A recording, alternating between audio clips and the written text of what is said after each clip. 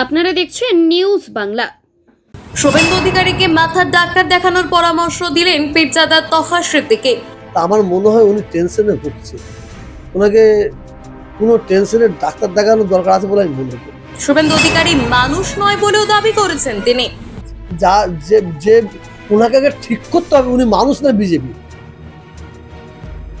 উনি যদি মানুষ না বিজেপি, আগে ওনাকে ঠিক করতে হবে। উনি যদি মানুষ হন, আমি কিন্তু উনি যদি মানুষ হন তাহলে উনি এই কথা বলতে পারেন না। বিজেপি দ্বারা আক্রান্ত হচ্ছে বাংলার মা বোনেরা, ধর্ষণ করা হয়েছে মসজিদে, আগুন লাগিয়ে দেওয়া হয়েছে দাবি করলেন তহা।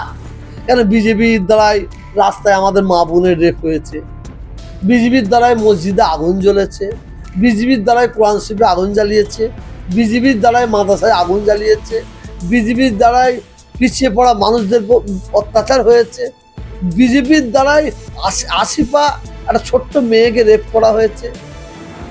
শনিবার দিন ফলতার সরাইহাট নার্সিংহোমের উদ্যোগে একটি ইফতার পার্টি অনুষ্ঠানের আয়োজন করা হয়, আর সেই অনুষ্ঠানে উপস্থিত ছিলেন পীরজাদা তহা সিদ্দিকী। যেদিন ধর্মীয় রীতিনীতি পালনের পাশাপাশি একসঙ্গে ইফতার করেন পীরজাদা তহা সিদ্দিকী, সরাইহাট নার্সিংহোমের কর্ণধার জাহির ইসলাম সহ একাধিক বিশিষ্ট ব্যক্তিবর্গ।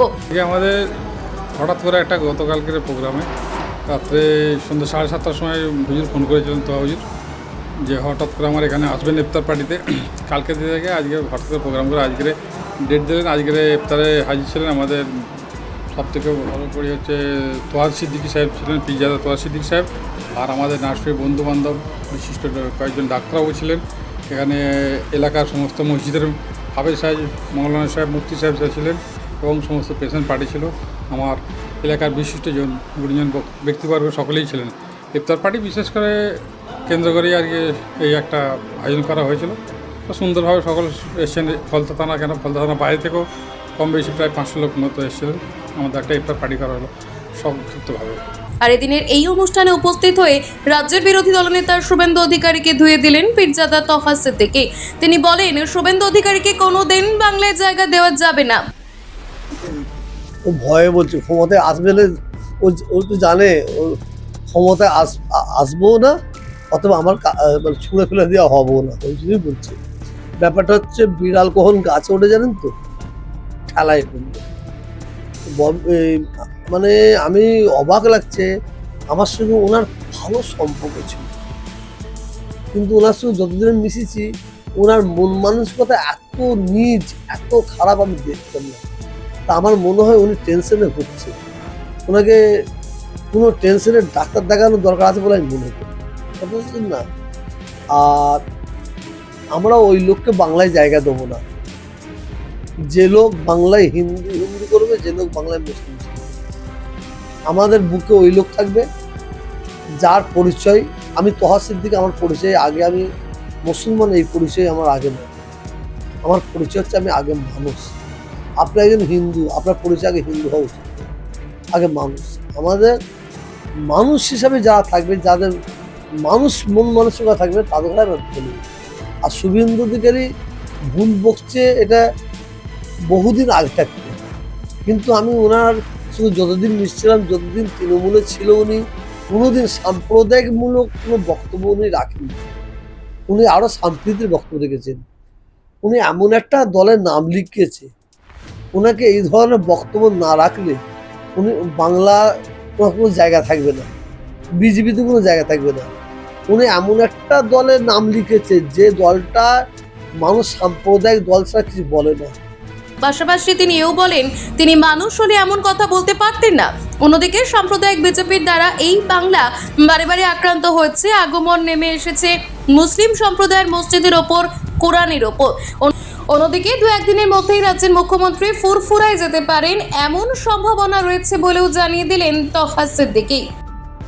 যা যে যে ওনাকে আগে ঠিক করতে হবে, উনি মানুষ না বিজেপি। উনি যদি মানুষ না বিজেপি, আগে ওনাকে ঠিক করতে হবে। উনি যদি মানুষ হন, আমি কিন্তু উনি যদি মানুষ হন তাহলে উনি এই কথা বলতে পারেন না। আর যদি বিজেপি হয় তাহলে ওনার দ্বারাই বলা এটা সম্ভব। কেন বিজেপির দ্বারাই রাস্তায় আমাদের মা বোনের রেপ হয়েছে, বিজেপির দ্বারাই মসজিদে আগুন জ্বলেছে, বিজেপির দ্বারাই কোরআন শরীফে আগুন জ্বালিয়েছে, বিজেপির দ্বারাই মাদ্রাসায় আগুন জ্বালিয়েছে, বিজেপির দ্বারাই পিছিয়ে পড়া মানুষদের অত্যাচার হয়েছে, বিজেপির দ্বারাই আসিফা একটা ছোট্ট মেয়েকে রেপ করা হয়েছে, বিজেপির দ্বারা আখলাককে মারা হয়েছে, তাবরেজ আনসারিকে মারা হয়েছে, বিজেপির দ্বারাই এই ভারতবর্ষে হিন্দু মুসলমান দুটো দল কাটার চক্রান্ত চলছে। তবে কোন রাজ্যে কি করছে আমি বলতে পারবো না। আমি আপনাকে আপনাদের অন ক্যামেরায় চ্যালেঞ্জ করে বলছি, এই বাংলায় হিন্দু মুসলিম সাম্প্রদায়িক তাস খেলা যাবে না, সাকসেস হবে না, কোনো দিনই হতে পারে না। হ্যাঁ, শুনছি উনি কালকে আসছে, এই সোমবারে আসছে, 17 তারিখে আসছেন এবং সেই রকম ব্যবস্থা চলছে, উনি আসবেন শুনছে। এবং 17 তারিখ অর্থাৎ বাংলা 3রা চৈত্র, ওই দিন ভারতের দ্বিতীয় মুসলিম তীর্থভূমি যিনি পীর আবু বকর সিদ্দিক রহমাতুল্লাহ আলাইহির ওনার অফাত দিবস, ওই দিন উনি ইন্তেকাল করেছিলেন, মারা গিয়েছিলেন। খুব ভালো দিনে উনি আসছেন, খুব খুশির খবর। আমরা পশ্চিমবাংলার মুখ্যমন্ত্রীকে আমরা এই জন্যই ভালোবাসি, উনি বাংলার দুটো জিনিসকে দেখে, বাংলার উনি উন্নয়ন চান, সাম্প্রদায়িক মুক্ত বাংলা চান। হ্যাঁ, ওনার সাথে কথা হয়েছে, হয়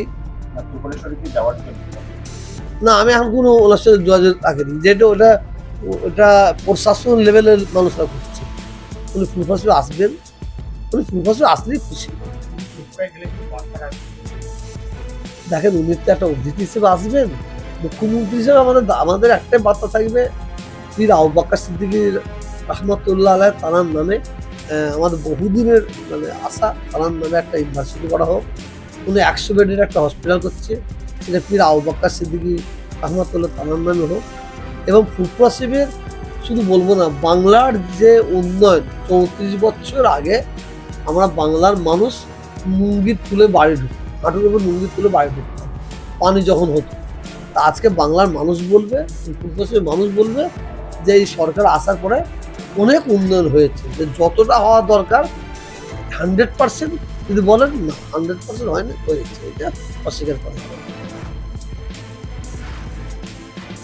ব্যুরো রিপোর্ট, নিউজ বাংলা।